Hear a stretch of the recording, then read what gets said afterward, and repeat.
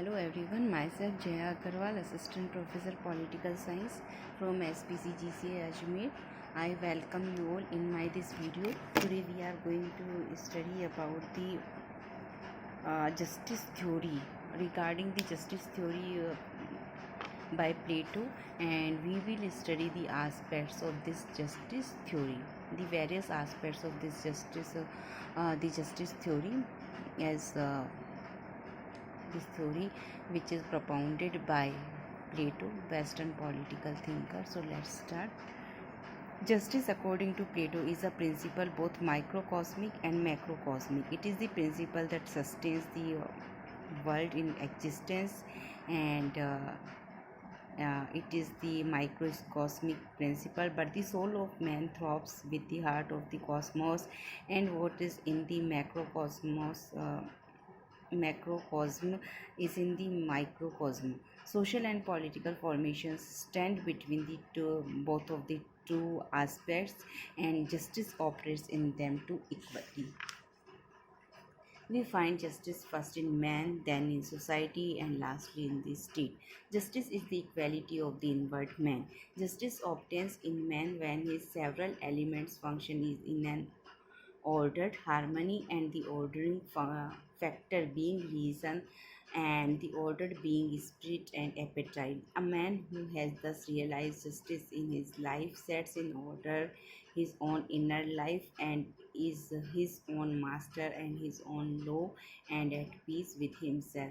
Such a man binds all his elements into a togetherness, by virtue of which he has become one entirely temperate and perfectly adjusted nature.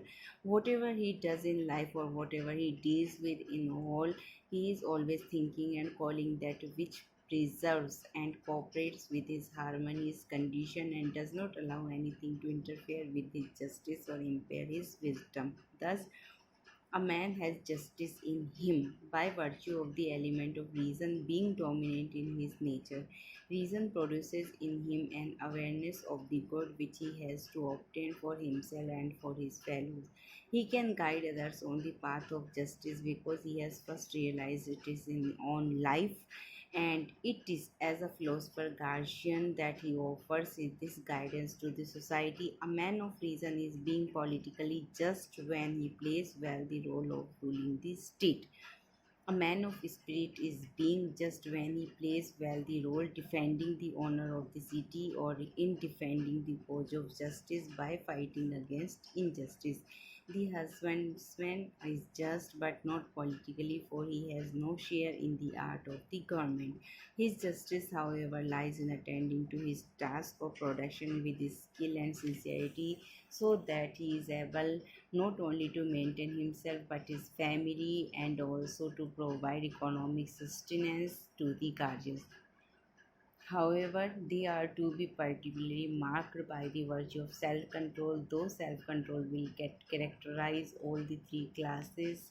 If self control is the virtue of those persons, courage is that of the soldiers, and wisdom of the guardians. The virtue of self control is attained when appetite on its side accepts, and reason on its side provides due rule and regimen. As a whole, self control is a harmony between the different elements of the state, resulting from the presence of the same conviction in all. As justice lies in the well to do one's duty as determined by his nature, and the predominant element thereof in the society, and its habitation lies in the mind of man and in his onward consciousness. Political justice is the discharge of one's duty toward the state at a station for which one is most fitted by the element most developed in him. The political justice of a man of reason, accordingly, will lie in the exercise of his quality of wisdom, which is a quality of the soul, and lies in giving direction and leadership. The guardian is just only when he performs the tasks of ruling in the most excellent way possible. The justice of a soldier will lie in discharging well his function of defending the security and honor of the state. As for those people, they have neither individual justice in them nor political, for the one requires the predominance of reason while the other that at least of spirit, but they have neither in predominance. Even so, they confine themselves to the only task for which they are capable, and as such they too have justice in them, the justice of self-control and temperance. As working in the state, justice is a quality not only of the individuals acting as members of it, but also of the classes into which they naturally fall. Every class discharging its duties as a class makes for what Ernest Barker calls social justice. He defines social justice as the principle of a society consisting of different types of men who have combined under the impulse their need for one another, and by their combination in one society and their concentration on their separate functions have made a whole which is perfect because it is the product and the image of the whole of human mind. As the principle of such a society, it consists in the full discharge of each of these types of the specific function for which, by its capacities and made by the place they have given it in the society, it is naturally meant. All the forms of justice are but the different aspects of the behavior of the individual. When the aspect is quite personal, it is marked by the harmony of his personality due to the submission of the elements of his spirit and appetite to the regimen of reason. When the aspect is social, justice is realized in his behavior as a member of the class to which he belongs in virtue of his most predominant element. When the aspect is political, justice shows itself in his behavior as a member of the ruling class, that is, either as a guardian or as a soldier. Justice in its totality, however, realizes itself only in the interior of a man's personality, and in social and political aspects, it represents only a part of that personality, even if the most predominant or sovereign part. The remark of Barker is very apt on the point. If, as a citizen, therefore, a man may live life with a single part of his mind, as an individual, he lives with the whole, finding in justice the keystone of virtues which holds them all together in an ordered adjustment and harmony. In fact, if the individual shows political justice or even social as part of society, he shows individual justice within his own mind.